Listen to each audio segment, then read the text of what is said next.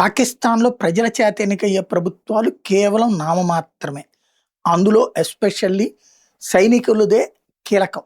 సైన్యంలో మళ్ళీ గొడవలుంటాయి. ఐఎస్ఐకి, సైన్యానికి గొడవలుంటాయి. సైన్యంలో ఆర్మీ, నేవీ, ఎయిర్ ఫోర్స్ గొడవలుంటాయి. ఫైనల్‌గా ఆర్మీ వాడే అక్కడ ఆధిపత్యం చెలాయిస్తుంటాడు. ఇదివరకు ముషర్రఫ్ అయినా, ఇప్పుడు ఆసిఫ్ మునీర్ అయినా సరే. ఆసిఫ్ మునీర్ జాతక ప్రకారం వాస్తవంగా జిన్నా తర్వాత తను ఇప్పుడు మరొక జిన్నా అవ్వాలనుకుంటున్నాడు.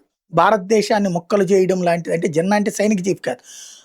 ఆ రోజున ఉన్నటువంటి జిన్నా మనస్తత్వంతో ఉన్నటువంటోడు ఆసిఫ్ మునీర్ అనమాట.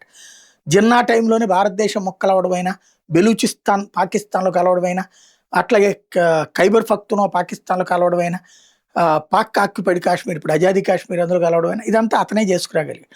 ఆ తర్వాత పాకిస్తాన్ బంగ్లాదేశ్ భూభాగాన్ని కోల్పోయింది. తూర్పు పాకిస్తాన్ని కోల్పోయింది తప్ప కొత్తగా వచ్చింది లేదు. కార్గిల్‌ని ఆక్రమించుకుని శాశ్వతంగా చరిత్రలో ఉండిపోదాం అనుకున్నటువంటి ముషర్రఫ్ ఆ రోజున బా ఏది మన సైన్యం కొట్టిన దెబ్బలతో బిత్తరపోయి ఫైనల్‌గా ఓడిపోయి అక్కడి నుంచి వెనక్కి వెళ్లాల్సొచ్చింది.